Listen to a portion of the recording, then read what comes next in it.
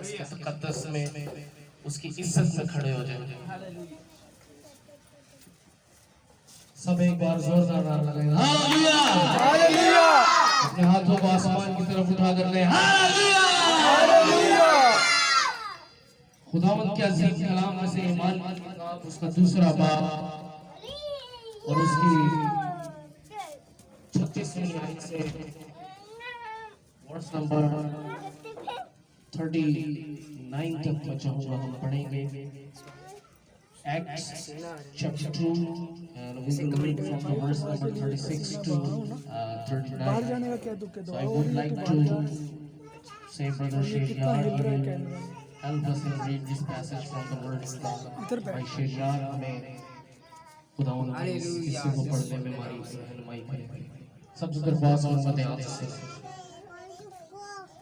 के कलाम में यूं मरकूम है, बस इसराइल का सारा घराना यकीन जान ले कि खुदा ने उसी यीशु को जिसे तुमने मसलूब किया खुदावंद भी किया और मसीह भी। जब उन्होंने ये सुना तो उनके दिलों पर चोट लगी और पतरस और बाकी रसूलों से कहा कि ए भाइयों, हम क्या करें? पतरस ने उनसे कहा कि तौबा करो और तुम में से हर एक अपने गुनाहों की माफी के लिए यीशु मसीह के नाम पर बपतिस्मा ले तो तुम रूह कुद्दस इनाम में पाओगे। इसलिए कि ये वादा तुम और तुम्हारी औलाद और उन सब दूर के लोगों से भी है जिनको खुदावंद हमारा खुदा अपने पास बुलाएगा। और उसने और बहुत सब कहेंगे आमीन आमीन। आए अपने सर को झुकाए खुदा की हुजूरी में चंद सेकंड के लिए, चंद लम्हों के लिए हम दुआ करते हैं खुदावंद की हुजूरी में, जिसने अपना अजीम कलाम हमें दे दिया ताकि हम उसके कलाम को पढ़कर सुनकर हमेशा की जिंदगी को पाने वाले हों। आए हम अपने सरों को उसकी हुजूरी में झुकाएं, दुआ करें। बाप रब्बुल अफ़वाज खुदावंद यीशु नासरी तेरे शुक्रगुज़ार हैं तेरे अजीम कलाम के लिए, तेरे कलाम की अजीम कुव्वत के लिए मेरे खुदावंद खुदा, जो आज भी बिल्कुल वैसे ही मयस्सर है मेरे खुदावंद खुदा जैसे हजारों साल पहले थी मेरे खुदावंद खुदा। तेरा शुक्र अदा करते हैं हर एक बात से जो तेरे मुंह से निकलती है मेरे खुदावंद खुदा, और एक एक जान को तुझे सुनती और कबूल करती है, जिंदगी बख्शती है मेरे खुदावंद खुदा। तेरा जलाल चाहते हैं, तेरा मसा मांगते हैं, आज के इस कलाम के लिए बरकत चाहते हैं कि हम सबों के लिए बाइस बरकत हो करे खुदावंद खुदा, बख्श दे के दिल की गहराइयों में ठहर जाए और हम सबको कुव्वत दे करे खुदावंद खुदा। बंधन तेरे नाम में टूट जाए, मांग लेते हैं और पा लेते हैं तेरे ही नाम खुदावंद यीशु मसीह के वसीला से, आमीन। तशरीफ रखें। खुदावंद यीशु मसीह नासरी के अज़ीम मोहतबर और बाबरकत जलाली नाम में एक बार फिर से मैं आपको सलाम कहता हूँ और मैं आप सबका शुक्रिया अदा करता हूँ, शुक्रगुजार हूँ कि आप खुदावंद के हुजूर आए हैं ताकि उसके उस हुक्म को पूरा करें जो उसने खरूज की किताब में कहा कि तुम खुदावंद अपने खुदा की इबादत करना, तब वो तेरे रोटी और पानी पर बरकत देगा। आमीन हालेलुया।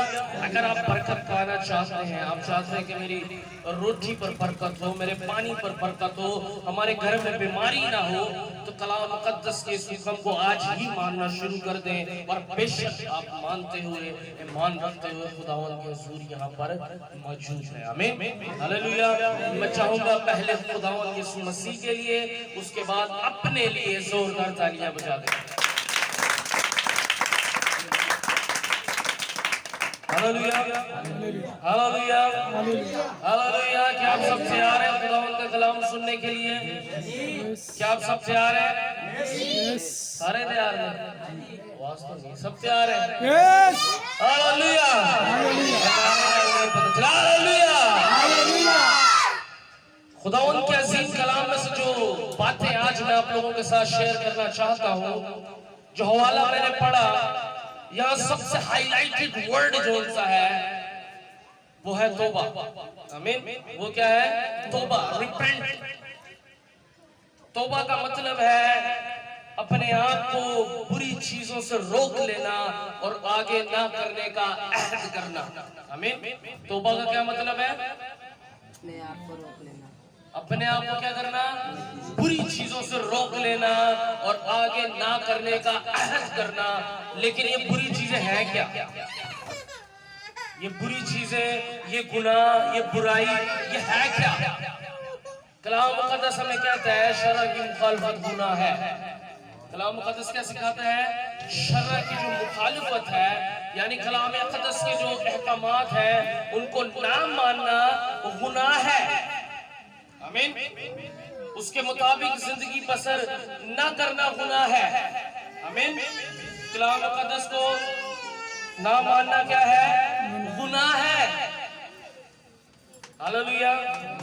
तो जब खुदा का अजीम कलाम सुनाया जाता है तो वो अपने अंदर एक कुव्वत रखता है। आमीन। क्या रखता है?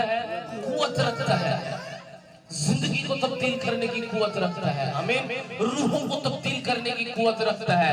आपकी फितरत को तब्दील करने की कुव्वत रखता है। आमीन। और जब ये कलाम वहां ईद पेंटिकोस्ट के दिन सुनाया गया तो इस्राएल के घराने के अंदर जो लोग वहां जमा थे उनके दिलों पर क्या लगी? चोट लगी। आमीन। क्या लगी? चोट लगी। और उन्होंने कहा, भाइयों हम क्या करें? हम क्या करें? हम क्या करेंगे? हम निजात पाए, हम क्या करेंगे? खुदा के अहकामात, उसके वादे हमारी जिंदगियों के अंदर पूरे होने शुरू हो जाए। आमीन। हालेलुया। जो जो बात वो करता है, जो जो बातें वो हमारे हक में कह चुका है, जिन वादों को वो जिक्र करता है, क्या करेंगे वो हमारी लाइफ के अंदर पूरी होना शुरू हो जाए। आमीन। याद रखें मेरी बात, कलाम मुक़द्दस के अंदर लिखा एक एक वादा, कलाम मुक़द्दस के अंदर लिखा एक एक वादा, एक एक प्रॉमिस जो खुदावंद यीशु मसीह नासरी ने किया है वो सिर्फ ईमानदारों के लिए है। सिर्फ इनके लिए है, ईमानदारों के लिए है। बेईमान से उसका कोई लेना देना नहीं। आमीन। हालेलुया। सब पतरस से तौबा करो। हालेलुया। क्या करो? तौबा करो। क्या करो? तौबा करो। अपनी बुरी रविशों से बाज आओ। खुदा के अहकामात के ऊपर अमल करना क्या कर दो? शुरू कर दो। हालेलुया। और कहते हैं अपने गुनाहों की माफी के लिए यीशु मसीह के नाम पर बपतिस्मा। किसके नाम पर? किसके नाम पर? किसके नाम पर? किसके नाम पर? यीशु मसीह के नाम पर बपतिस्मा लो। हालेलुया। किस लिए? गुनाहों के माफी के लिए, गुनाहों की माफी के लिए। हालेलुया। और कहता है तुम रूहुल कुदूस इनाम में पाओगे। हालेलुया। क्या करोगे? रूहुल कुदूस इनाम में पाओगे। ऐसा गिफ्ट तुम्हें जो है हॉली स्पिरिट दिया जाएगा। हालेलुया। क्या दिया जाएगा? हॉली स्पिरिट दिया जाएगा। यहाँ मैं रूहुल कुदूस को थोड़ा सा डिकोड करना चाहूंगा। इधर लिखा है रूहुल कुदूस, रूह अल कदूस। ये अल कदूस कौन है? खुदा है। हालेलुया। कदूस कौन है? खुदा है। और अल कदूस का मतलब है कदूस की रूह। हालेलुया। रूह अल कदूस का मतलब है कदूस की रूह। कदूस खुदावन है। खुदावन यीशु मसीह ऑलरेडी डिक्लेयर कर चुका है कि पाक रूह भेजेगा, मेरे नाम से भेजेगा। हालेलुया। कहता है दुनिया उसे पा नहीं सकती लेकिन तुमने उसे देखा भी है, तुम उसे जानते भी हो, वो तुम्हारे साथ रहती है, फिर तुम्हारे अंदर होगी। So Jesus Christ is the Holy Spirit in you. Hallelujah. Jesus Christ जो है, यीशु मसीह नासरी जो है, वही रूहुल कुदूस है जो आज आपके अंदर होगा एज अ गिफ्ट। जब आप क्या करेंगे? रिपेंट करेंगे, बैप्टिज्म लेंगे, then the gift of Holy Spirit will come inside you. Hallelujah. Hallelujah. Hallelujah. तो ये फर्ज है। ये क्या है? साढ़े लोगों को पता होना चाहिए कि फर्ज है कि फर्ज नहीं है। हमें क्या फर्ज है, क्या फर्ज नहीं है। मैं यहाँ यूहन्ना की अंजील उसका तीसरा बाब, यूहन्ना की अंजील उसका तीसरा बाब निकाले और उसकी पहली आयत से लेकर मेरे साथ पढ़ना शुरू करें। भाई शरिया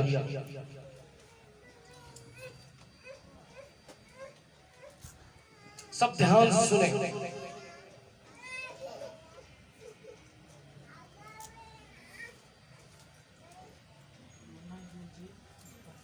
की इंजील उसका तीसरा बाब, the gospel of John chapter number 3।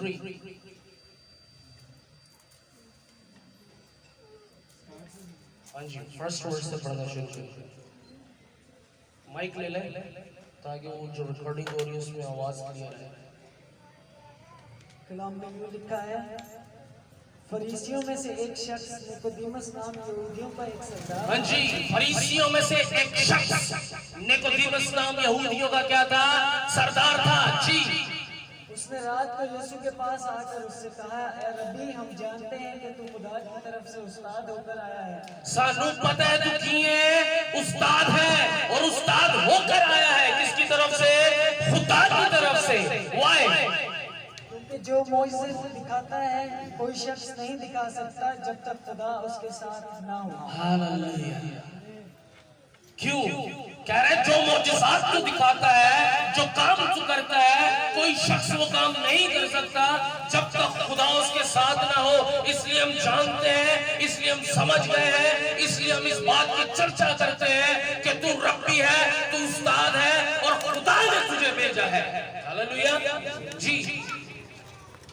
यीशु ने जवाब में उससे कहा, मैं तुझसे सच कहता हूँ कि जब तक कोई नए सिरे से पैदा ना हो वो खुदा की बादशाही को देख नहीं सकता। Oh yes. क्या करने आया था ये निकोदेमुस? क्या करने आया था?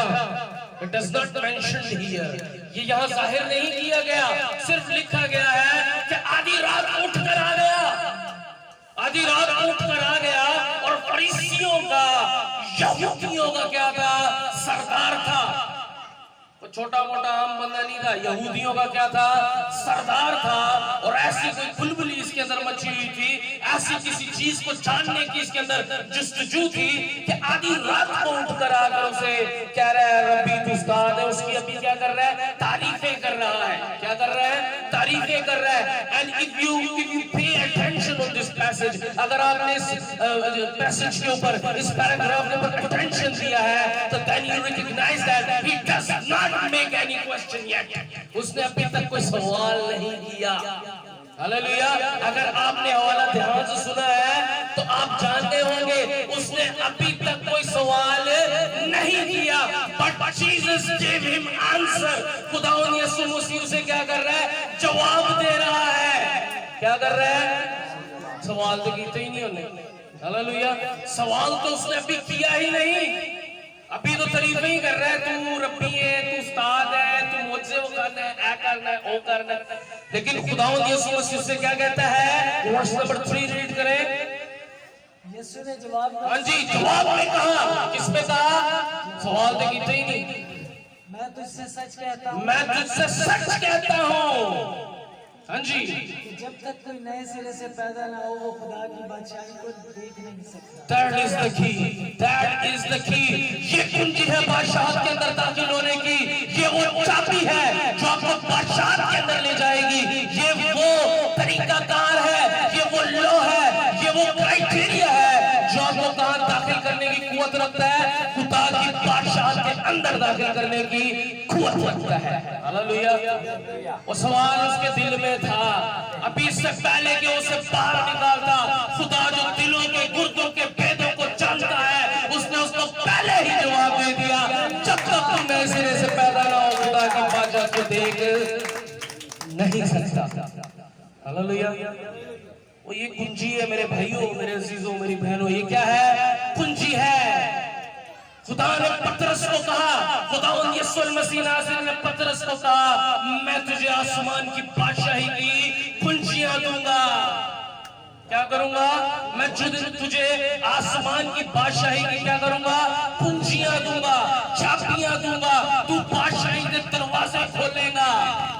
हालेलुया। क्या करेगा तू? बादशाह के दरवाजे खोलेगा। और पहले ही उसने बता दिया है, दरवाजा मैं हूं। पहले ही उसने हमें बता दिया दरवाजा कौन है? मैं हूं। कोई मेरे बगैर बाप तक पहुंच इम्पॉसिबल। हालेलुया। हालेलुया। ये जो हवाला हमने पहले पढ़ा है इमाल की किताब उसके दूसरे बाप में से, वहां वो कुंजी इस्तेमाल की गई है। वहां क्या की गई है, इस्तेमाल की गई है। जब यहूदियों के दिलों पर चोट लगी तो उन्होंने फिर की करिए ਅਸੀਂ ਤੇ ਉਸ ਸ਼ਖਸ ਨੂੰ ਜਿਹੜਾ ਪਾਕ ਸੀ ਬੇਅਬ ਸੀ ਉਹਨੂੰ ਮਸਲੂਬ ਕਰ ਛੱਡਿਆ। ਖੁਦਾ ਨੇ ਉਹਨੂੰ ਮਸਾ ਕੀਤਾ ਸੀ, ਖੁਦਾ ਨੇ ਉਹਨੂੰ ਖੁਦਾ ਵੀ ਕੀਤਾ ਤੇ ਮਸਾ ਵੀ ਕੀਤਾ। आमीन हालेलुया। खुदा ने न सिर्फ उसे इंसान बनाया, वो कामिल इंसान होते हुए भी खुदा था। हालेलुया। बाइबल मुकद्दस डिक्लेयर करती है अल्लाहियत की सारी मामूरी मुजस्सम होकर उसी यीशु मसीह में सुकूनत करती है। Hallelujah hallelujah hallelujah. उन्होंने बोला फिर क्या करिए? यहूदियों ने क्या कहा, फिर क्या करें हम, हमें क्या करना होगा कि हम उस गुनाह से आजाद हो जाएं? हमने जो जाती गुनाह किए वो तो किए ही किए। आमीन हालेलुया। हमने जो जाती और गुनाह किए वो तो किए ही किए, लेकिन जो इसको मसलूब करके हमने गुनाह कर छोड़ा उसका क्या होगा? आमीन। जो इसको मसलूब करके हमने गुनाह कर छोड़ा है उसका क्या होगा? भाई शरीयत दरख्वास्त करूंगा John chapter 3 and verse number 17 से जरा पढ़ते हैं, 17वीं आयत से।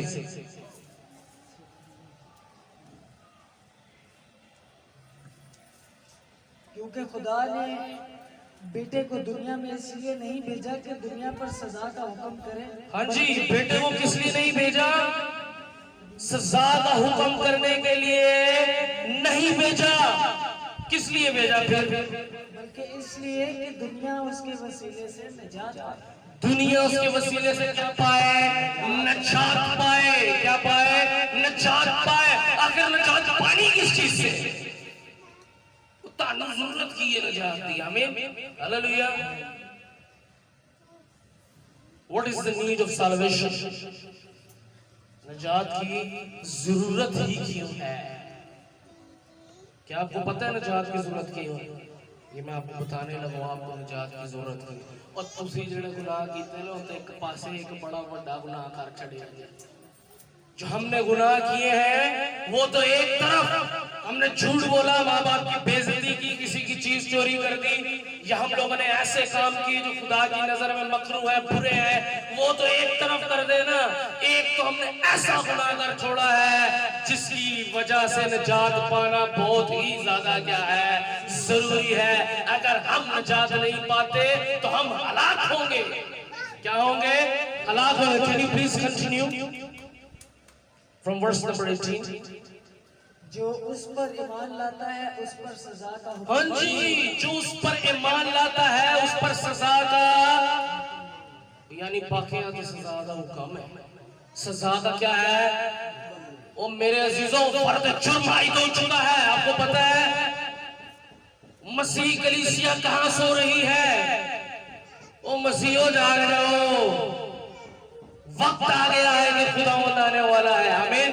वक्त आ गया है जब वो अपनी दुल्हन को उठाने को है। वक्त आ गया है कि उसकी बादशाहत कायम हो। वक्त आ गया है, लेकिन आपने ऐसा क्या जुर्म किया है जिसके बारे में वो कहता है जो मुझ पर ईमान लाता है उस पर सजा का हुक्म। हाँ जी, आगे पढ़े प्लीज कंटिन्यू। जो उस पर ईमान नहीं लाता उस पर सजा का हुक्म हो चुका। That's it. वो जड़ा ईमान नहीं ना ले आया उस पर सजा का हुक्म, सजा का हुक्म हो चुका है। होगा नहीं। अदालत कब आएगी कब नहीं आएगी? उसे किसी ने कहा, कहता है अदालत मौत जिंदगी सारा कुछ मैं हूं, तू केड़ी मौत तो केड़ी अदालत इंतजार कर रहे हैं मैं। आमीन हालेलुया। सजा का हुक्म क्या हो चुका है? हो चुका है, ऑलरेडी हो चुका है, आज हजारों साल पहले हो चुका है। हमें लेकिन किस गुनाह की सजा का हुक्म हो चुका है? हमने जो शरअ की मुखालफत करके गुनाह किए, मेरे भाइयों मेरे अजीजों, वो तो एक तरफ कर दो ना। एक गुनाह ऐसा कर बैठे हैं जिसका फर्द जुर्म ऑलरेडी हम पर क्या हो चुका है, आयद हो चुका है। हमें जिसका सरचार्ज हमें लग चुका है, चार्जशीट बन चुकी है। हमें क्या कर दिया गया है? जुर्म जो है हम पे साबित कर दिया गया है और सजा का हुक्म हो चुका है। और सजा क्या है? मौत है। कलाम मुकद्दस में लिखा है जो जान गुनाह करेगी सो मरेगी। हालेलुया। जो जान गुनाह करेगी सो मरेगी। एंड वर्स नंबर 18 के अंदर वो कहता है जो उस पर ईमान नहीं लाता उस पर सजा का हुक्म हो चुका है, सजा का हुक्म हो चुका है। वो इन्हें कत्ल कीता जाए तो ले जाओ जाके इन्हें जड़ा फांसी दे दो, आमीन। इसको भी मौत के घाट उतार दो, ये वाजिबुल कत्ल है। ये क्या है? वाजिबुल कत्ल है। ये कत्ल के लिए हवाला किया जाए क्योंकि इसने क्या किया है? कत्ल किया है। हालेलुया। इसे जीने का कोई हक नहीं। कलाम मुकद्दस कहता है जो जान गुनाह करेगी सो मरेगी। हालेलुया। मैं आपको क्लियर कर दूं, बहुत सारे लोग सोचते होंगे, बहुत सारे लोग सोचते होंगे कि सारे ही मर जाते हैं, हमें गुनाहगार भी मर जाते हैं, जड़ा पड़ा अपने आप को राजबाज समझते हैं वो भी मर जाते हैं। लेकिन मैं आपको बता दूं कलाम मुकद्दस में लिखा है खुदा यीशु मसीह पर जो ईमान लाता है अबद तक मौत के मजे को, कलाम मुकद्दस में लिखा है जो उस पर ईमान ले आते हैं, जो मसीह यीशु पे ईमान लाया मर भी जाए तो भी जिंदा है। हालेलुया। इथे मर जाता है उथे नहीं मरदा, जड़ा इथे इनकार करदा है इथे भी मरदा है उथे भी मरदा है, आमीन। हालेलुया। कलाम मुकद्दस में लिखा है दूसरी मौत उस पर गालिब न आएगी। दो मौतें हैं। कितनी मौतें हैं? दो मौतें हैं। वर्ष नंबर 18 में लिखा जो उस पर ईमान लाता है उस पर सजा का हुक्म नहीं होता, जो उस पर ईमान नहीं लाता उस पर सजा का हुक्म हो चुका है, इसलिए कि वो खुदा के इकलौते बेटे के नाम पर ईमान नहीं लाता। आमीन। ईमान क्या करता है? नहीं लाता। सब कहेंगे हालेलुया, हालेलुया। मैं यहाँ आप लोगों के लिए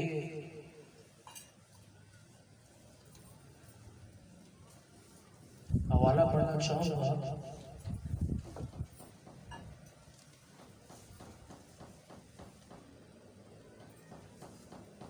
मेरे साथ निकाले मत्ती की इंजील चैप्टर नंबर 27 27वां बाब। जुर्म सुन ले, हमने जुर्म क्या किया है? हमने जुर्म क्या किया है जो हमारे गुनाहों से भी ज्यादा बड़ा है, आमीन। हमारे गुनाहों से भी ज्यादा बड़ा है जो जुर्म हम लोगों ने किया है। मत्ती की इंजील उसका 27वां बाब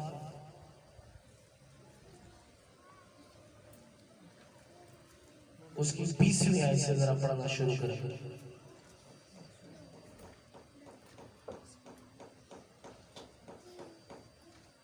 कलाम खुदा में यूं लिखा है लेकिन सरदार काहिनों और बुजुर्गों ने लोगों को उबारा। हाँ जी, ये सरदार काहिन और बुजुर्ग ही थे। कौन थे? सरदार काहिन और बुजुर्ग।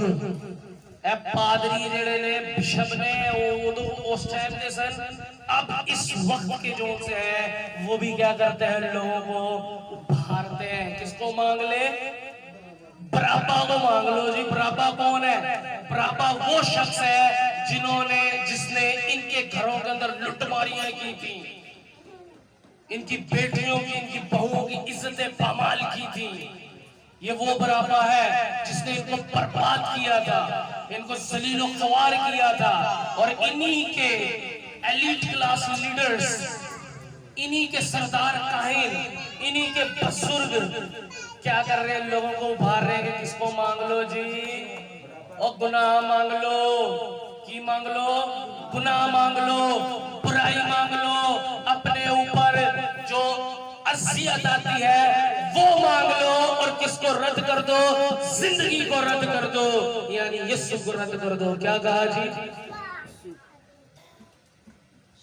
बराबा को मांग लें और यीशु को हलाक कराएं। यीशु को क्या करें?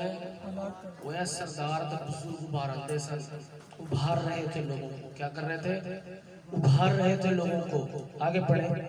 हाकिम ने उनसे कहा कि इन दोनों में से किसको चाहते हो कि तुम्हारी खातिर छोड़ दूं? फिर हाकिम ने पूछा, क्योंकि उस वक्त ईद के ऊपर दस्तूर था, जो यहूदियों की ईद थी कि गवर्नमेंट उनके लिए एक कैदी को क्या कर देती थी? छोड़ देती थी। तो हाकिम ने पूछा मैं यीशु को छोड़ दूं या बराबा को छोड़ दूं जो मशहूर कोई बदनाम किस्म का जो डाकू था वो, हर तरह के गलत काम उसने किए हुए थे, लेकिन उन्होंने किसे कहा छोड़ दे? हाँ जी पढ़े। उन्होंने कहा बराबा को, और बराबा नु छाड़ दो, सानू ये सुनी चाहिए। वो शख्स जिसने उनके लंगड़ों को चिल्लाया, वो शख्स जिसने उनके अंधों की आंखें खोली, आमीन, वो शख्स जिसने उनके मुर्दे जिंदा किए, वो शख्स जिसने हजारों को रोटी खिलाई, आमीन, सिर्फ इस बिना पर, उस चुपते हुए लगते हुए कलाम की बिना पर कहते हैं जी इन्नू कत्ल कर दो तो डाकू को छाड़ दो, आमीन, क्या कर दो? डाकू को छोड़ दो। हाँ जी आगे पढ़े। पिलातुस ने उनसे कहा, फिर यीशु मसीह को जो मसीह कहलाता है क्या करूं? सबने कहा वो मसलूब हो। कहते हैं उन्होंने तो छाड़ देना, ਇਹਦਾ ਕੀ करा? ये जो मसीह कहलाता है मैं इसका क्या करूं? कहते हैं मसलूब हो। क्या हो? मसलूब कर दो इनको, जीने लायक नहीं। ये वाजिबुल क्या है? कत्ल है। ये क्या है? वाजिबुल कत्ल है। हाँ जी क्या कहा? उसने कहा क्यों? उसने क्या बुराई की है? वो जो एक गैर कौम से है वो कह रहे थे कि बुराई की थी इन्हें, बेचारे तो कसूर किए, आमीन, हाँ जी। मगर वो और भी चिल्ला चिल्ला कर कहने लगे वो मसलूब हो।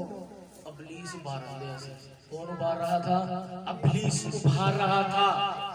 शैतान उनको पीछे से हचकोले दे रहा था कि वो जिंदगी को रद्द करके मौत को क्या कर ले? गले लगा ले।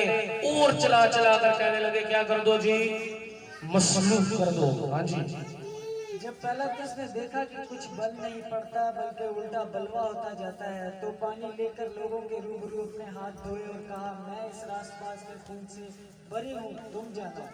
हाँ जी, एक गैर कौम का शख्स जो था वो जानता है ये शख्स रास्तबाज है, लेकिन जिनके बीच में, जिनकी औलाद में से होकर वो आया था, आमीन, वो उसे कत्ल करवाने के लिए क्या थे? तैयार थे, राजी थे, आमीन। वो कहता है इस रास्तबाज के खून से मैं क्या हूँ? बरी हूँ। पर ब्रदर ब्रैनम कहता है जितने मर्जी हाथ धो ले, पिलातुस जितने हाथ तूने धोले हैं धोले, तू उसके लहू के निशान को, उसके कत्ल के इल्जाम को धो नहीं सकता।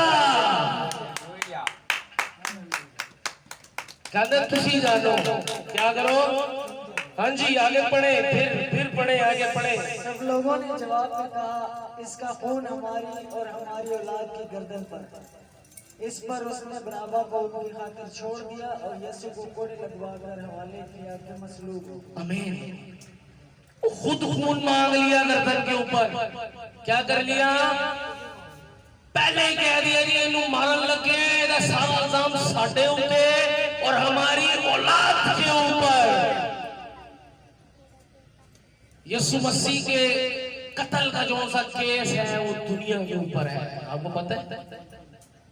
यीशु मसीह के कत्ल का जो केस है वो किसके ऊपर है? दुनिया के ऊपर है, और उसके लहू के छींटे हर एक शख्स की गर्दन पर है, आमीन, हालेलुया। यीशु मसीह का जो मसलूब होना है उसका इल्जाम इंसान ने खुद अपने ऊपर लिया है, आमीन। तो आप मुझे बताएं वो जो गुनाह आपने किए वो तो एक तरफ, ये गुनाह एक तरफ, ये गुनाह एक तरफ। वो कहता है जो मुझ पर ईमान लाता है मैं सजा का हुक्म नहीं करता। ये उस वक्त जिंदा था जब बात कर रहा है, आमीन। कहता है जो मुझ पर ईमान लाता है मैं उस पर सजा का हुक्म नहीं करता, क्योंकि बेटा इसलिए नहीं भेजा गया कि दुनिया पर सजा का हुक्म करे, बल्कि इसलिए भेजा गया कि दुनिया क्या करे? निजात पाए, इस इल्जाम से निजात पाए, गुनाह से निजात पाए, गुलामी से, बीमारी से, दुखों से, तकलीफों से, हर एक चीज से क्या करे? निजात पाए, इसलिए मैं भेजा गया। लेकिन मैं उसी पर सजा को हुक्म नहीं करता जो मुझ पर ईमान लाता है, हालेलुया, हालेलुया। और कहता है जो उस पर ईमान नहीं लाता उस पर सजा का हुक्म हो चुका है, आमीन। किदे केस च मरोगे तुसी? यीशु दे केस च। किसकी केस में मरोगे?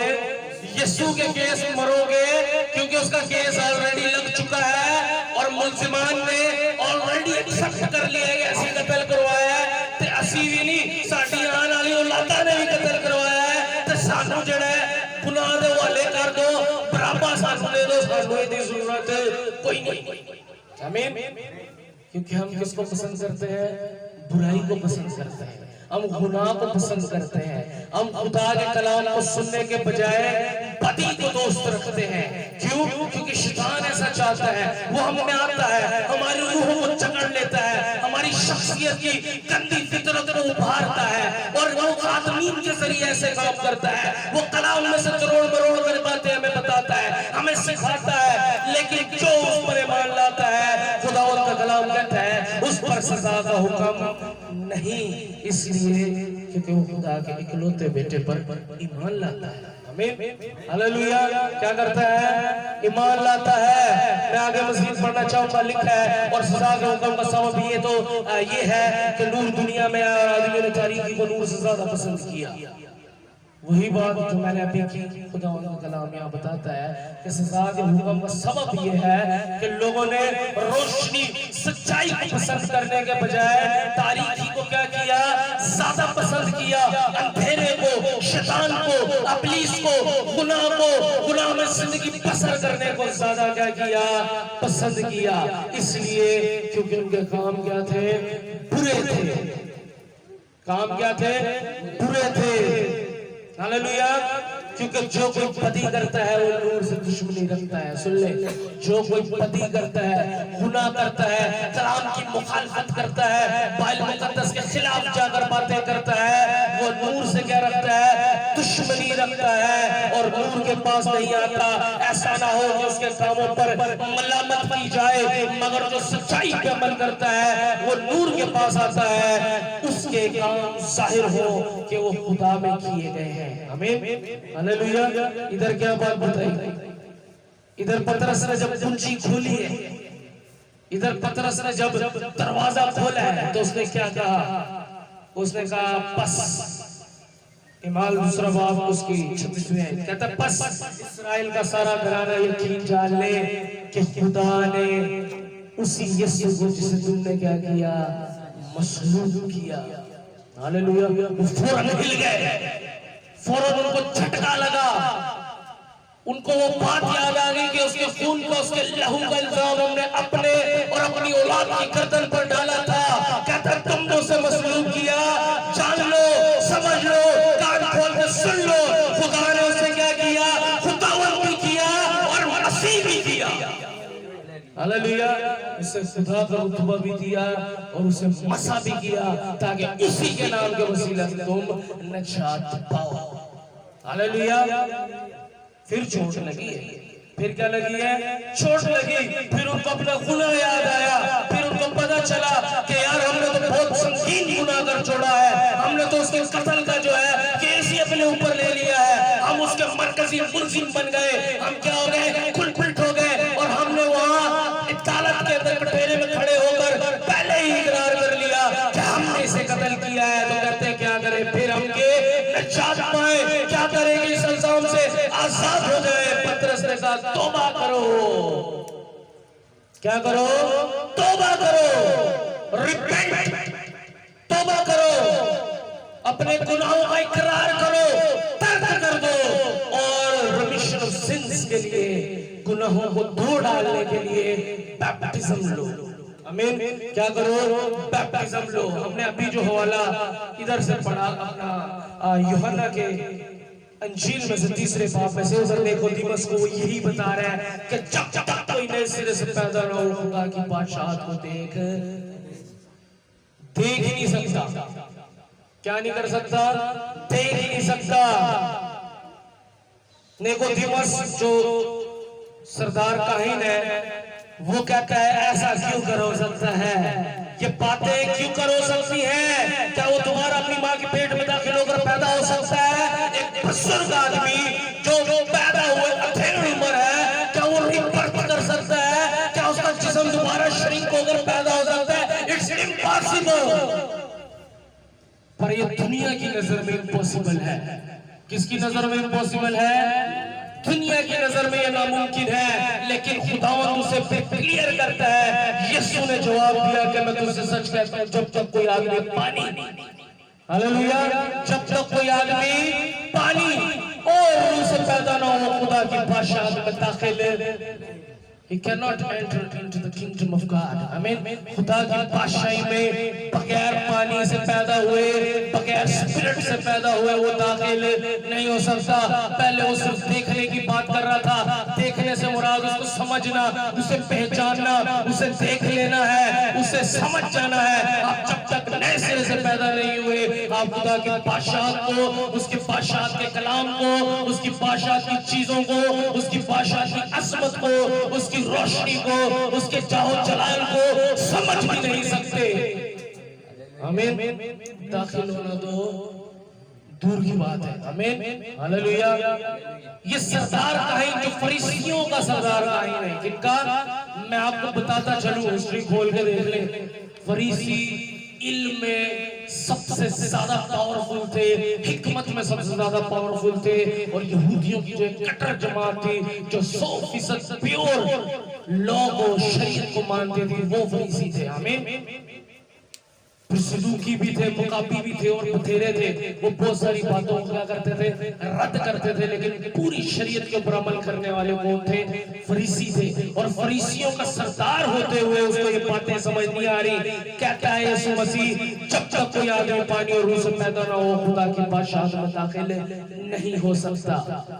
कहता है जो जिस्म से पैदा हुआ है, जिस्म है। सुन ले, कौन किससे पैदा हुआ है जी? जो जिस्म से पैदा हुआ है वो जिस्म है जी। कौन पैदा हुआ है जी? सारे ही जिस्म से पैदा हुए हैं, सारे ही जिस्म से पैदा हुए हैं, इसलिए सारे ही जिस्मानी है। सारे ही क्या है? जिस्मानी है। खुदावंद यीशु मसीह के कलाम में लिखा है, रोमियो के खत के अंदर 9वें बाब में लिखा है कि तुम जिस्मानी नहीं बल्कि रूहानी हो। वो आया इसीलिए ताकि हमें जिस्मानियत से निकालकर रूहानियत में ले जाए। आमीन। उसका ज़हूर, उसका वजूद ही इसलिए हुआ ताकि वो जिस्मानियत में से जो है, रिकॉर्डिंग चल रही है, ताकि वो हमें जिस्मानियत में से निकाल कर रूहानियत में ले जाए। आमीन। कहता है तुम जिस्मानी नहीं बल्कि रूहानी हो, बशर्ती का खुदा का रूह तुम में बसा हुआ हो। शर्त कीजिए खुदा का रूह तुम में बसा हुआ हो। और इधर निकोदेमस को बता रहा है कि पहले पानी से पैदा होना है, बैप्टिज्म लेना है for remission of your sins, अपने गुनाहों की माफी के लिए क्या करना है? बपतिस्मा लेना है, पानी से पैदा होना है। Then you have to be in holy ghost, आपको रोल कुदूस के अंदर होना है। और पतरस वहां क्या कह रहा है? यही कुंजी है। यही क्या है? यही कुंजी है। कहता है बस तौबा करो और अपने गुनाहों की माफी के लिए यीशु मसीह के नाम में बपतिस्मा लो, तब तुम रूहुल कुदूस इनाम में पाओगे। यहाँ यही दो पॉइंट्स खुदावंद यीशु मसीह निकोदेमस को बता रहा है। पानी से और रूह से जब तक कोई शख्स पैदा ना हो, वो खुदा की बादशाहत के अंदर दाखिल है। This is what the word of God says. ये वो बात है जो खुदा का कलाम हमें सिखा रहा है। आमीन, हालेलुया। ये वो चीजें हैं, ध्यान दे खुदा के कलाम पर, इधर उधर मत देखे, खुदा के कलाम पर ध्यान दे। ये वो कुंजी है, ये वो गोल्डन की है जो आपको बादशाहत के अंदर दाखिल कर देगी। आमीन। वो कहता है तुम जिस्मानी नहीं बल्कि क्या हो? रूहानी हो। लेकिन शर्त ये है कि खुदा का रूह तुम में बसा हुआ हो। इधर क्या कह रहा है? इधर कह रहा है जो जिस्म से पैदा हुआ वो क्या है? जिस्म है। इधर सुन ले, मैं आपके सामने खोलना चाहूंगा, मेरे साथ निकाले गलतियों के नाम पौलुस रसूल के खत,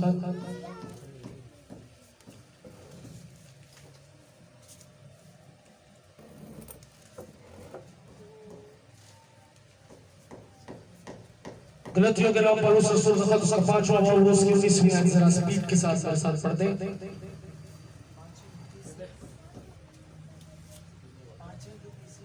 5वां बाब उसकी 19वीं आयत से जरा पढ़ दे। 19वीं से लेकर अपना 21वीं आयत तक आप पढ़ें। जो जिस्म से पैदा हुआ वो क्या है? जिस्म है। हालेलुया। जो जिस्म से पैदा हुआ वो क्या है? जिस्म है। अब जिस्म सुन ले, जिस्म क्या है? हाँ जी, जिस्म के काम तो जाहिर है। हाँ जी, जिस्म के काम। किसके काम? यीशु मसीह ने निकोदेमुस को बता रहा है कि जो जिस्म से पैदा हुआ वो क्या है? जिस्म है। यहाँ पौलुस रसूल बता रहा है अब जिस्म के काम तो जाहिर है। क्या जी? यानी हरामकारी, नापाकी, शहवत परस्ती, बुत परस्ती, जादूगिरी, अदावतें, झगड़ा, हसद, गुस्सा, तफरीके, जुदाइयां, बिदअतें, बुग़्ज़, नशाबाजी, नाचरंग और इनकी बाबत मैं पहले से कह देता हूँ, जैसा कि बेशतर बता चुका हूँ कि ऐसे काम करने वाले खुदा की बादशाही के वारिस ना हो। खुदा की बादशाह की विरासत चे ओदी विरासत च शामिल नहीं होंगे। कौन? जो जिस्म के काम करते हैं। किसके काम करते हैं? जिस्म के काम करते हैं। These are the works of your body. आमीन, हालेलुया, हालेलुया। ये वो काम है, ये वो फितरत है जो जिस्म लेकर पैदा होता है। मैं इस बात को नहीं मानता आपका कोई बैठा हो जिसके अंदर इनमें से कोई एक क्वालिटी ना हो। The quality of Satan, the quality of not the quality of God, not the quality of Holy Spirit. This is the quality of your flesh, your body, and this is come from Satan. ये शैतान से आई है। ये कहाँ से आई है? शैतान से आई। मैं यहाँ सवाल रखना चाहता हूँ, Why God demand the rebirth? Shahrukh साहब, खुदा दूसरी पैदाइश की बात क्यों करता है? खुदा क्यों कहता है दोबारा नए सिरे से पैदा होना क्या है? जरूर है। Why he demands for the rebirth? ध्यान से सुने इधर मेरी बात, थोड़ा सा और ध्यान करूंगा। खुदा आखिर नई पैदाइश की बात ही क्यों कर रहा है? कह रहा है जो जिस्म से पैदा होने को निकोदेमुस को बता रहा है, जो जिस्म से पैदा हुआ जिस्म है। कान खोल के सुन ले, अपने कान खोल के, अपनी आंखें, अपने दिमाग खोल के सुन ले। यीशु कह रहा है जो जिस्म से पैदा हुआ क्या है? जिस्म है। जो जिस्म से पैदा हुआ वो क्या है? सायरा, जो जिस्म से पैदा हुआ क्या है? जिस्म है। जो जिस्म से पैदा हुआ वो क्या है? और कोई एक दावा करे जो जिस्म से पैदा नहीं हुआ। Even I cannot do that. मैं भी नहीं कर सकता, मैं भी जिस्म से पैदा हूँ। आमीन, हालेलुया। बायोलॉजिकल बर्थ हुई है मेरी। कौन सी बर्थ हुई है?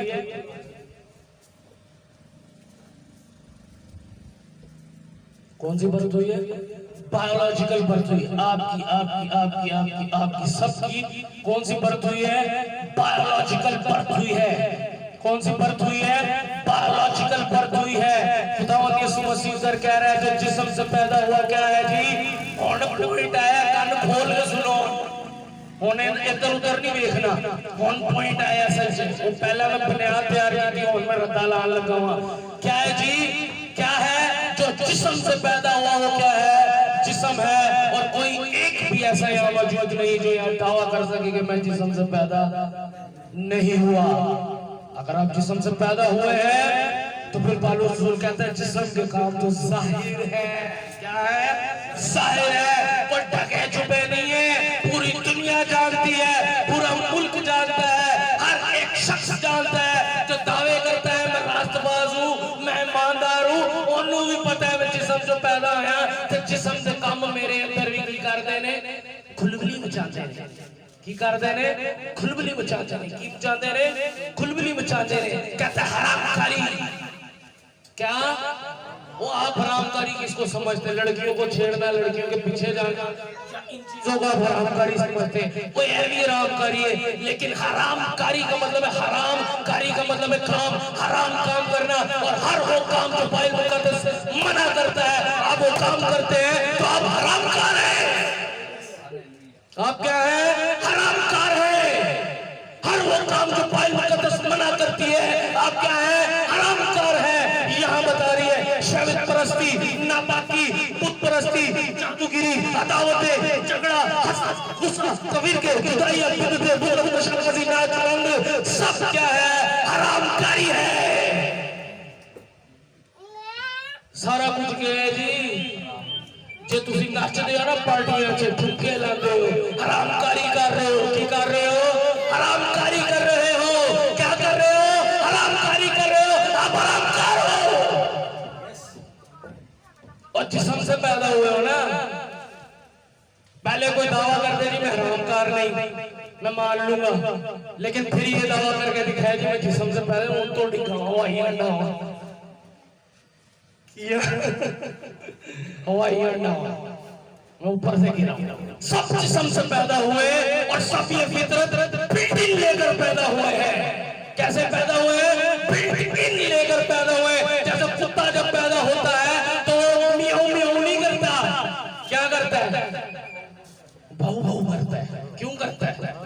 उन्होंने जाकर दो चार चंडा ठोकोगे म्याऊ म्याऊ का। क्यों? क्योंकि वो कुत्ते की फितरत बिल्डिंग लेकर पैदा हुआ है। क्या लेकर पैदा हुआ है?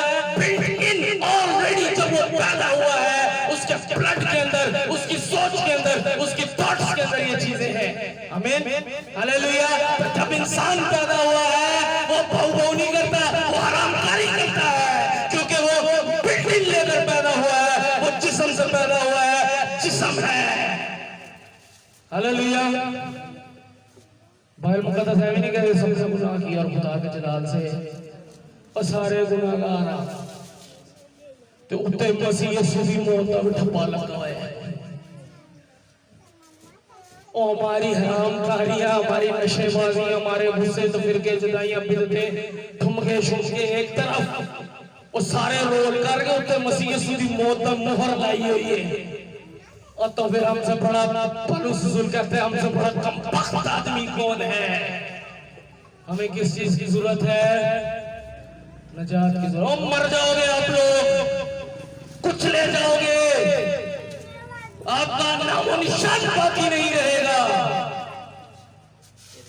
आपके अजीजों करीब आपको उठाएंगे और जाके खड्डे में फेंक के आ जाएंगे, खत्म हो जाएंगे आप। क्या हो जाएंगे? ना आपकी याद जमीन पर बाकी रहेगी, ना उस आसमान पर। आपका नाम किताबे हयात में से काट दिया जाएगा अगर आप उसके नाम पर आज ईमान नहीं लाते, अगर आप कलाम को सुनने के बाद उसे रद्द कर देते हैं। आज वक्त है, वो दूसरी पैदाइश क्यों मांग रहा है? क्योंकि तो जिस्म से पैदा हो क्या है? जिस्म है। और जिस्म में फितरत कहां से आई? बाग में चले जाए।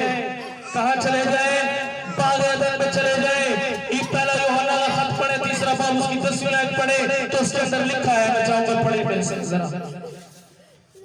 पहला यूहन्ना का खत तीसरा बाब उसकी 10वीं आयत जल्दी से पढ़ दे। और दुनिया में दो तरह की नस्लें, बल्कि सब मखलूक हो चुकी है। सब क्या हो चुकी है? इस जिस्म के अंदर एक आम कहां से आ गए? खुदा ने तो आदम को बनाया था, आदम तो पाक और बेऐब था। और आदनामे के अंदर जो एक क्या होता है, नसबनामा जो है, नसबनामे के अंदर बाइबल क्लियर करती है कि आदम खुदा का बेटा था। पहला यूहन्ना तीसरा बाब उसकी 10वीं आयत। बाइबल मुकद्दस इधर ध्यान दे, बाइबल मुकद्दस डिक्लेयर करती है आदम किसका बेटा था? खुदा का बेटा था। अगर वो खुदा का बेटा था तो पूरी दुनिया से पैदा हुई, तो फिर इब्लीस के फर्जंद कहां से आ गए? आमीन। फिर शैतान के बच्चे कहां से आ गए? ये फितरत जिस्म में कैसे आ गई? लहू की डिमांड क्यों करता है? हालेलुया। खुदावंद लहू की डिमांड क्यों करता है? फर्स्ट बर्थ को रिजेक्ट करके क्यों कहता है नए सिरे से पैदा होना जरूरी है बादशाहत के अंदर दाखिल होने के लिए? आमीन। जिस्म के काम बता देता है कि जिस्म की फितरत ही आरामकारी है। आमीन। जिस्म की फितरत ही आरामकारी है। हाँ जी, रीड करें। ये लिखा है, इसी से खुदा के फर्जंद और इब्लीस के फर्जंद जाहिर होते हैं। हाँ जी, इब्लीस के फर्जंद तो खुदा के फर्जंद की होते ने जाहिर होते हैं। जरा 7वीं आयत से पढ़ना शुरू करें। बच्चों किसी के फरेब में ना आना। बच्चों किसी के फरेब में नहीं आना भाई। दुनिया बड़ी फरेबी है, दुनिया बड़ी धोखेबाज है, क्योंकि इब्लीस के कब्जे में पड़ी है और इब्लीस उनको क्या करता है? कंट्रोल करता है। किसी के फरेब में मत आना। हाँ जी, रास्तबाजी के काम करता है वही उसकी तरह रास्तबाज है। जो रास्तबाजी के काम करता है, कौन से काम करता है? रास्तबाजी। हरामकारी नहीं करता, रास्तबाजी के काम करता है, वही उसकी माने क्या है? रास्तबाज है। हाँ जी। जो शख्स गुनाह करता है वो इब्लीस से है। ओ हाँ जी, जो शख्स गुनाह करता है किथों है? वो किससे वो किससे है वो पुलिस से। जो शख्स गुनाह करता है वो पुलिस का बच्चा है। आमीन। किसका बच्चा है? पुलिस का बच्चा है, शैतान का बच्चा है, क्योंकि उसके अंदर अपने बाप की फितरत है। किसकी फितरत है? अपने बाप की फितरत है, क्योंकि बाप ने जिस्म को जो है मखलूक किया और उसके अंदर हरामकारी वाली फितरत को बिल्डिंग किया। कुत्ते का बच्चा जब पैदा होता है तो भौ भौ करता है, इंसान का जब बच्चा पैदा होता है तो हरामकारी ही करता है। आमीन, हालेलुया। हाँ जी। वो इब्लीस से है, क्योंकि इब्लीस शुरू ही से गुनाह करता रहा है। अब इब्लीस क्या करता रहा है? कदों शुरू से, कब से गुनाह करता रहा है? शुरू से गुनाह करता रहा है। हाँ जी। खुदा का बेटा इसीलिए जाहिर हुआ था कि बेटा किस लिए जाहिर हुआ था? हाँ जी। इब्लीस के कामों को मिटाए, इब्लीस के कामों को मिटा डाले, खत्म कर दे उनको। हाँ जी। जो कोई खुदा से पैदा हुआ है वो गुनाह नहीं करता। जो कोई खुदा से, सुन ले, जो गुनाह करता है वो इब्लीस से है, और जो खुदा से पैदा हुआ है वो गुनाह नहीं करता। सोच ले आप इब्लीस के बच्चे हैं या खुदा के बच्चे हैं, तो फिर आप गुनाह नहीं करेंगे। आमीन। अगर आप खुदा के बेटे हैं तो गुनाह नहीं करेंगे। देखिए बाइबल कितनी अथॉरिटी के साथ, कितनी ऑथेंटिसिटी के साथ ये बात करती है जी, क्योंकि उसका तुखम उसमें बना रहता हाँ है। जी। क्या बना रहता है? पहला यूहन्ना उसका 3रा बाब उसकी 12वीं आयत में पढ़ दे। और कायन की मानिंद ना बने, कायन की मानिंद ना बने। कान खोल के सुन, कान खोल के सुन ले। किसकी मानिंद ना बने? कायन की मानिंद ना बने। किसकी मानिंद ना बने? काला मिनो आया था कायन है कौन सी? भाई शेरी नो खाली पता, बाकी नहीं पता। आप लोग बताएं कायन कौन था? आदम का बेटा था। पहला शख्स जो दुनिया पर पैदा हुआ, बनाया गया, आदम उसका बेटा था। क्या उसी का था? कायन उसी का बेटा है। पढ़े कलाम मुकद्दस में से पढ़े। और कायन की मानिंद ना बने जो उस शरीर से था जिसने अपने भाई को कत्ल किया। हाँ जी। कायन किससे था? किससे था? वो शरीर से था, वो शैतान से पैदा हुआ था। किससे पैदा हुआ था? शैतान से पैदा हुआ था। अगर वो आदम का बेटा होता तो बाइबल एक जगह पे उसे खुदा का बेटा कहकर, एक जगह पर उसे शरीर नहीं कह सकती। इट्स इम्पॉसिबल, बिकॉज खुदा का कलाम यकसा है, उसमें तजाद नहीं है। तजाद हमारी सोच में। हाबिल आदम का बेटा था। हाबिल किसका बेटा था? लेकिन काहिन शरीर का था। तो पूछना चाहे ना मेरे साथ इधर आके बैठ के पूछना दसागा कैसे पैदा हुआ सी। आमीन। आप लोगों को बताऊंगा कैसे पैदा होता है। यहाँ मैसेज में नहीं बताऊंगा, प्राइवेटली आपको बताऊंगा कैसे पैदा होता है। मैसेज में बताऊंगा लेकिन बाद में जाके बताऊंगा। काहिन किससे था? और मैं नहीं कह रहा, बाइबल कह रही है। पहले कह रही है उसकी मानिंद ना बनो, क्योंकि वो किससे था? शरीर से था, यानी शैतान से पैदा हुआ था। किससे पैदा हुआ था?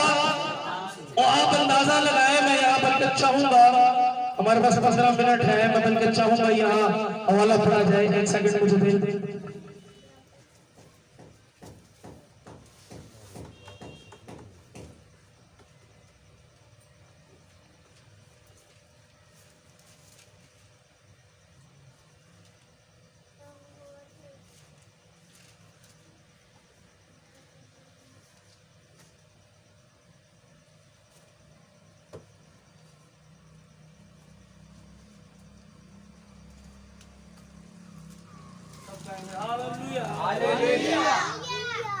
यहाँ तक समझ आ रही है आप लोगों को? आमीन कहा करें जब समझ आती है, कहा करें आमीन। Hallelujah, hallelujah.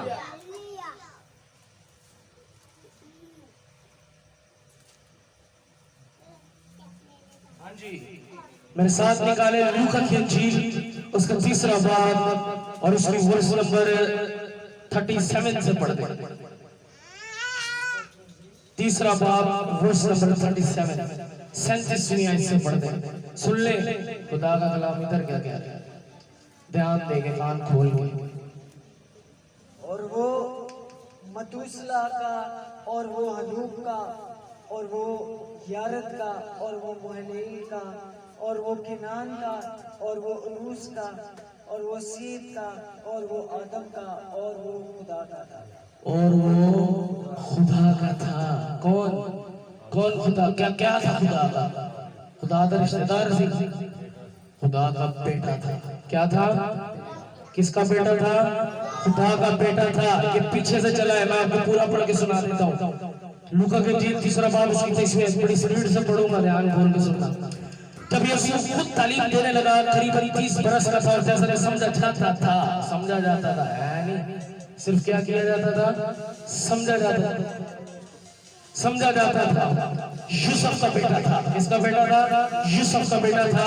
और वो एली का, वो मतात का, वो लावी का, वो मिल्की का, वो दीना का, वो यूसुफ का, वो मतीतिया का, वो अबूस का, वो नाहूम का, और वो इसलिया का, वो नोगा का, वो माआत का, वो मतीतिया का, वो शबी का, वो यूसीफ का, वो यूदा का, वो यूहन्ना का, वो रीसा का, वो ज़ुरबाबेल का, वो सेअलतीएल का, वो नीरी का, वो मिल्की का, और वो अद्दी का, वो मुसाम का, वो मुदाम का, वो ईयर का, वो यशूआ का, वो अलीजर का, और वो यूरियम का, वो मतात का, वो लावी का, वो शमौन का, वो यहूदा का, वो यूसुफ का, और वो यूनान का, वो लियाकम का, वो मलिया का, वो मिना का, वो मतीतिया का, वो नातन का, और वो दाऊद का, वो यस्सी का, वो बेत का, वो बोइस का, वो सुलफून का, और वो नहसून का, वो अमीदाब का, वो इरनी का, वो असरून का, वो फारिस का, वो यहूदा का, वो याकूब का, वो इसहाक का, और वो इब्राहिम का, और वो तारा का, वो नहूर का, वो सरूज का, वो रऊ का, और वो फिलज का, और वो इबर का, वो सिला का, वो किनान का, वो अरफिक्सत का, वो सिम का, वो नूह का, और वो नेमक का, और वो मतुसला का, वो हनूक का, वो यारत का, वो महलीएल का, वो किनान का, वो अनूस का, और वो सेद का, और वो आदम का, और वो खुदा का था।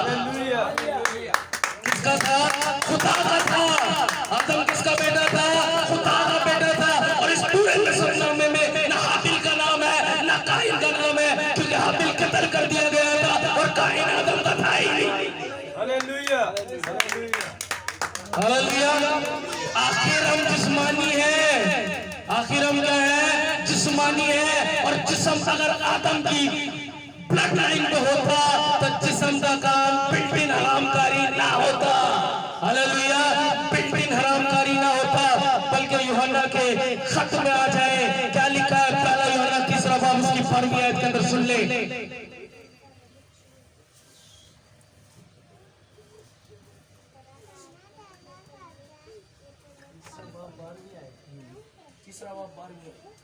और कायन की माने ना बने जो उस शरीर से था। कायन की माने तो मत बनो।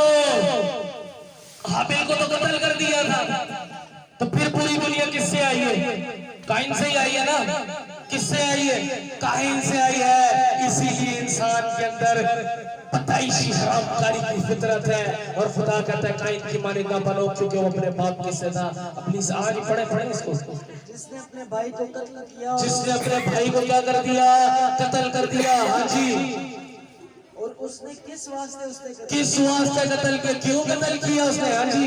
इस वास्ते के उसके काम बुरे, उसके काम बुरे, साडा प्यो सी। काहिन की नस्ल पूरी दुनिया में मखलूत है। जब उसी के काम बुरे थे तो फिर आने वाली। मेरा बाप इलेक्ट्रॉनिक्स का काम करता है, मैंने नहीं सीखा, मुझे ऐसे ही आता है। क्यों आता है? मरस में आया। किसमें आया? मेरास में आया। दाऊद कहता है, क्या कहता है जी दाऊद? वेखो मैं पैदा होया, वेखो विच बुराई में। ये जरूर है। कहता मैं बुराई में पैदा हुआ हूँ और गुनाह में मैं जन्मा हूँ। मेरे अंदर मिरास में मारूसी गुनाह है जो मैंने अपने बाप से पाया है। हालांकि वो कायन की नस्ल में से नहीं, वो सेत की नस्ल में से थे जो बाद में आदम से पैदा हुआ। लेकिन कायन ने और सेत की नस्ल में शादियां की, मखलूत हुए, तो ब्लड लाइन क्या हो गई? एक हो गई। और खुदा ने नूह के वक्त में आके कुल बनी हुई इंसान को क्या कर दिया? मार डाला। लेकिन फिर गुनाह आया और खुदा ने कहा इंसान के इरादे शुरू ही से बदी के हैं, वो पहले ही आरामदारी लेके होते हैं। हमें इसलिए वो रीबर्थ की डिमांड करता है। किसकी डिमांड करता है? रीबर्थ की डिमांड करता है। कहता है नए सिरे से जब पैदा ना हो खुदा की बादशाही में दाखिल नहीं हो सकता। मर जाओगे, खप जाओगे, बर्बाद हो जाओगे, तुम्हारी रूह भी कायम नहीं रहेगी खुदा की बादशाहत को। देख भी नहीं सकते। आमीन, हालेलुया। कैसे पैदा होना है? पानी से पैदा होना है, तौबा करना है, बपतिस्मा लेना है, then he will give you gift of Holy Ghost। रूह की क्या करेगा? तोहफा देगा। आगे थोड़ा सा पढ़ दें, आगे क्या लिखा है? और उसके भाई के काम रास्ती के थे। हाबिल के काम कौन से थे? रास्ती के थे। हाँ जी। ए भाइयों, अगर दुनिया तुमसे दावत रखती है तो ताज्जुब ना करो। दुनिया दावत रखती है, जड़ियां गल्लां मैं कर रहा ना, पादरी उठ के कहंदे ने वेखो बिदतां बनाते हैं, अब वेखो अपनी तरफों मारियां आते हैं, जबकि कलाम डिक्लेयर कर रहे हैं बातों को। कौन डिक्लेयर कर रहा है? कलाम मुकद्दस, जिस बाइबल को आप मानते हैं वही बाइबल इन चीजों को क्या कर रही है? डिक्लेयर कर रही है। ठीक है, बस अब मेरे साथ आ जाए गलतियों के खत में 5वें बाब और उसकी 22वीं आयत पढ़ दें। हमने 21वीं आयत देख ली। बुगस, नशाबाजी, नाच रंग और उनकी मानों की बाबत पहले से कह देते, जैसे पेशतर जिता चुके ऐसे काम करने वाले खुदा के बादशाह के वारिस ना होंगे। मिरास में उनका कोई हिस्सा नहीं। आमीन, मिरास में उनका कोई हिस्सा नहीं। एक पॉइंट आखिर में आपको बताऊंगा, जल्दी से ये आयत पढ़ दे मेरे लिए। 22वीं आयत। हाँ जी, अब वो बताने लगा रूह के काम। खुदावंद यीशु मसीह पहले कह चुका है, जो जिस्म से पैदा हुआ जिस्म है, जो रूह से पैदा हुआ रूह है। रोमियो के खत में कह चुका है, तुम जिस्मानी नहीं बल्कि रूहानी हो, बशर्ते का खुदा का रूह तुम में बसा हो। इधर बता रहा है, जब रूह आता है तो रूह के फल आते हैं, रूह के काम आते हैं। और रूह के काम क्या है? सुने, मगर रूह का फल मोहब्बत, इत्मीनान, तहम्मुल, मेहरबानी, नेकी, ईमानदारी, हिल्मजाजी, परहेजगारी। ऐसे कामों की कोई शरीयत मुखालिफ नहीं। कोई शरीयत मुखालफत नहीं करती। हाँ जी, आगे भी पढ़ दे। और जो मसीह यीशु के हैं, उन्होंने जिस्म को उसकी रग़बतों और ख्वाहिशों समेत सलीब पर। हाँ जी, जो मसीह यीशु के हैं, उनके जिस्म खुदावंद यीशु मसीह के साथ ही सलीब पर कीलों के साथ चढ़ दिए गए हैं। जिस्म के काम सलीब पर खींच डालो, मार दो उसको, कत्ल कर दो। खुदावंद यीशु मसीह का लहू अपने ऊपर ले लो और रूह में आ जाओ। तो रूह आपके अंदर काम करना क्या कर देगा? शुरू कर देगा। रग़बतों को और ख्वाहिशों को क्या कर दिया है? सलीब पर खींच दिया है। हालेलुया। हाँ जी, अगर हम रूह के सबब से जिंदा हैं तो रूह के मुआफिक चलना भी चाहिए। अगर रूह के मुआफिक जिंदा होना, दावा करते हो मैं यीशु पे मान रखता हूँ, मैं मसीह हूँ, मैं मसीह घराने में पैदा हुआ हूँ, तो दावे ना करो खाली, बल्कि रूह के मुआफिक चलो भी। हालेलुया। भी पढ़ दे। हम बेजा फखर करके ना एक दूसरे को चिढ़ाए ना एक दूसरे से जलें। एक दूसरे को चढ़ाने ले तो जलन ले जड़ा ना काम ना करो। ठीक है, मैं यहाँ एक और आयत पढ़ना चाहूँगा, गलतियों 4 बार उसकी छठी है। लिखा है, और चूंकि तुम बेटे हो इसलिए खुदा ने अपने बेटे का रूह हमारे दिलों में भेजा। हम इंसान से पैदा हुए हैं, बायोलॉजिकल पैदा हुआ, जिस्म से पैदा हुआ जिस्म है। आमीन, जिस्म से पैदा हुए जिस्म है, लेकिन खुदावंद हमें अपने बेटे होने का हक देता। कहते और चूंकि तुम बेटे हो इसलिए खुदा ने अपने बेटे का रूह हमारे दिलों में भेजा, जो अब्बा यानी बाप के अगर पुकारता, बस अब तो गुलाम नहीं बल्कि बेटा है। और जब बेटा हुआ तो खुदा के वसीले से वारिस हुआ। क्या हुआ? वारिस हुआ। क्या हुआ? वारिस हुआ। लेकिन जो कुछ पे मान लाता है हलाक ना होगा बल्कि हमेशा की जिंदगी पाएगा। और खुदा ने दुनिया से ऐसी मोहब्बत रखी कि अपना इकलौता बेटा बख्श दिया। क्या कर दिया? इकलौता बेटा बख्श दिया कि जो कुछ पे मान लाए हलाक ना हो बल्कि हमेशा की जिंदगी पाए। और खुदा ने हमें अपने फर्जंद होने का हक बख्शा। हमें हर किस्म की फर्जंदगी, हर तरह के गंदे खून, हर तरह की गंदी डीएनए, हर तरह की गंदी फितरत में से निकाल कर रूहानियत में खींच लाया। और इतने निकोदेमस को बता रहा है, जब तक कोई आदमी पानी और रूह से पैदा न हो खुदा की बादशाह में दाखिल नहीं हो सकता। जो जिस्म से पैदा हुआ है जिस्म है, और जो रूह से पैदा हुआ है वो रूह है। ताज्जुब न करके मैंने तुझसे कहा तुम्हें नए सिरे से पैदा होना जरूर है। और जिधर जाती है चलती है और तू उसकी आवाज को सुनता है मगर नहीं जानता कि वो कहाँ से आती है और कहाँ को जाती है। जो रूह से पैदा हुआ ऐसा ही है। निकोदेमस ने जवाब में समझा, ये बातें क्यों झूठ हो सकती हैं? आले भी नहीं समझ कहना है तो नहीं सकता। यीशु ने फिर कहा, बनी इस्राएल का उस्ताद होकर क्या तुम बातों को नहीं जानते? कहता है मैं तुझसे सच कहता हूँ, जब जानते हो कहते हैं और जिसे हमने देखा है उसकी गवाही देते हैं और तुम हमारी गवाही कबूल नहीं करते। जब मैंने तुमसे जमीन की बातें की और तुमने यकीन नहीं किया, तो अगर मैं तुमसे आसमान की आगे की बातें करूंगा कुछ मिलेगा था। कह रहा है क्यों यकीन करोगे, और आसमान पर कोई नहीं चढ़ा हुआ है उसके जो आसमान में उतरा, आसमान से उतरा यानी इब्न आदम जो आसमान, और जिस तरह मूसा ने सांप को बियाबान में ऊंचे पर चढ़ाया, उस तरह जरूर है कि इब्न आदम भी ऊंचे पर चढ़ाया जाए ताकि जो वही मान ले उसमें हमेशा की जिंदगी पाए, हमेशा की लास्ट पाए। आप कह रहे होंगे एक पादरी था, एक पादरी था,